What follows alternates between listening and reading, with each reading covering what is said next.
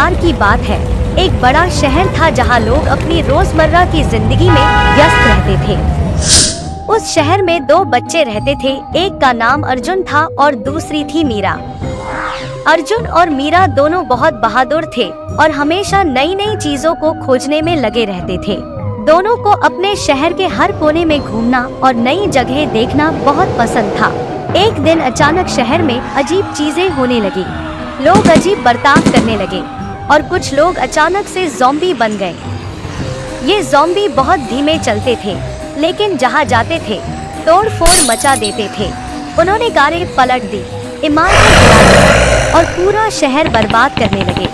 शहर में हर तरफ अफरा-तफरी मच गई थी। लोग अपने घरों में छिपने लगे, कोई भी बाहर निकलने की हिम्मत नहीं कर रहा था। अर्जुन और मीरा भी अपने घरों में बंद थे, लेकिन वे इतने बहादुर थे कि उन्होंने सोचा कि उन्हें कुछ करना चाहिए। वे हमेशा दूसरों की मदद करने के लिए तैयार रहते थे और इस बार भी उन्होंने हिम्मत नहीं हारी। दोनों ने मिलकर प्लान बनाया कि वे इन ज़ॉम्बी को रोकेंगे। उन्होंने देखा कि ये ज़ॉम्बी रात में और ज्यादा ताकतवर हो जाते हैं। दिन के समय वे धीमे होते थे, लेकिन रात होते ही वे और ज्यादा विनाशकारी हो जाते थे। अर्जुन और मीरा ने सोचा कि अगर वे कुछ बड़ा शोर मचाए तो शायद ये ज़ॉम्बी डर कर भाग जाए। उन्हें याद आया कि शहर में हर जगह फायर अलार्म सिस्टम लगा हुआ है। फायर अलार्म बहुत तेज आवाज करते हैं और शायद उससे ज़ॉम्बी डर कर भाग सकते हैं। अब समस्या थी कि वे इस फायर अलार्म को कैसे चालू करें। दोनों ने सोचा कि वे सिटी कंट्रोल रूम जाएंगे, जहां से पूरा शहर कंट्रोल किया जाता है। अर्जुन और मीरा अपनी साइकिल लेकर कंट्रोल रूम की ओर निकल पड़े। रास्ते में उन्होंने देखा कि ज़ॉम्बी हर जगह तोड़ फोड़ कर रहे थे, लेकिन दिन का समय होने के कारण वे थोड़े धीमे थे। इससे अर्जुन और मीरा को कंट्रोल रूम तक पहुंचने का मौका मिल गया। जब वे कंट्रोल रूम पहुंचे, तो अर्जुन ने फायर अलार्म सिस्टम चालू कर दिया। जैसे ही अलार्म बजना शुरू हुआ, पूरे शहर में तेज आवाज गूंजने लगी। ज़ॉम्बी इस तेज आवाज से परेशान हो गए। वे अपनी कानों को ढकने लगे और धीरे धीरे शहर से बाहर की ओर भागने लगे। अर्जुन और मीरा ने देखा कि उनका प्लान काम कर रहा है। ज़ॉम्बी तेज आवाज से डरकर उस पुरानी फैक्ट्री की ओर भाग गए, जहां से वे आए थे। फैक्ट्री तक पहुंचते ही अर्जुन और मीरा ने फौरन फैक्ट्री के गेट बंद कर दिए और उसे ताला लगा दिया, ताकि ज़ॉम्बी फिर से बाहर न आ सके। शहर के लोग बहुत खुश हुए। सभी ने अर्जुन और मीरा की बहादुरी की तारीफ की। उन्होंने पूरे शहर को बचा लिया था। उस दिन के बाद अर्जुन और मीरा की जिंदगी फिर से सामान्य हो गई, लेकिन अब उन्हें हर दिन एक नई चुनौती की तलाश रहती थी। उन्हें पता था कि जब तक वे साथ हैं, वे किसी भी मुश्किल का सामना कर सकते हैं। बिल्ली और उसका प्यार। वाव! एक बार की बात है, एक खूबसूरत बिल्ली थी जिसका नाम था मिठू। मिठू अपनी प्यारी आँखों और मुलायम फर के लिए जानी जाती थी, लेकिन मिठू को एक चीज की कमी महसूस हो रही थी, प्यार। उसे अपने जीवन में एक खास साथी की तलाश थी। एक दिन उसने ठान लिया कि वो अपने प्यार को खोजने के लिए निकलेगी।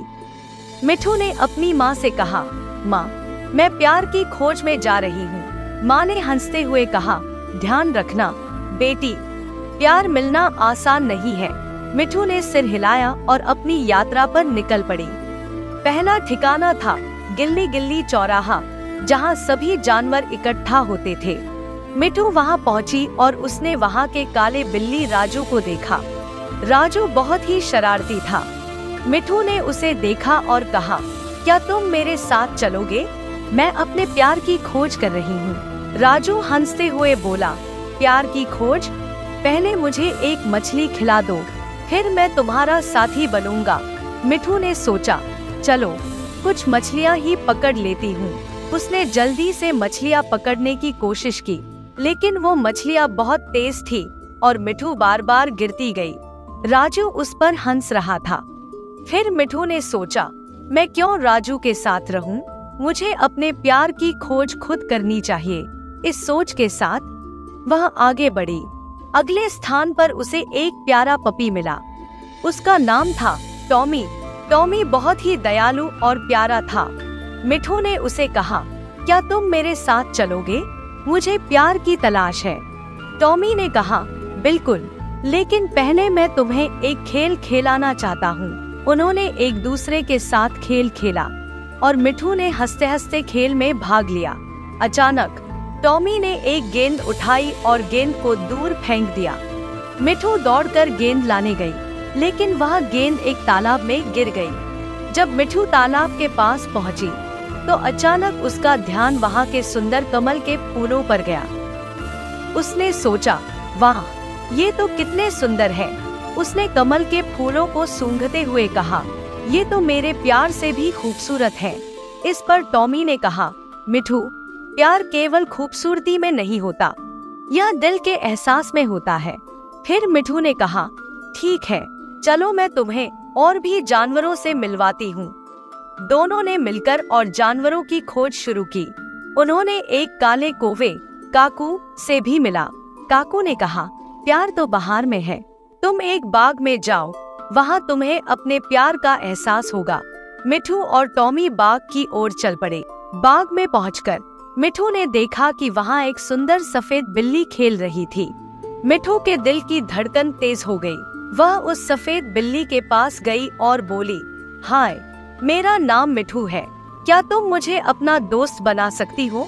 सफेद बिल्ली ने मुस्कुराते हुए कहा, बिल्कुल, मेरा नाम है चांदनी, मैं यहाँ नई आई हूँ। मिठू और चांदनी में तुरंत दोस्ती हो गई। मिठू ने कहा, मैं प्यार की खोज कर रही हूँ, क्या तुम मेरी मदद करोगी? चांदनी ने कहा, बिल्कुल, प्यार की खोज में हमें कुछ मस्ती भी करनी चाहिए। इसके बाद तीनों ने बाग में मस्ती की। उन्होंने मिलकर खेल खेला, फूलों के बीच दौड़ लगाई और चिड़ियों की चहचहाहट का आनंद लिया। उस दिन के बाद मिठू ने महसूस किया कि प्यार केवल एक साथी नहीं होता, बल्कि दोस्ती और मस्ती में भी होता है।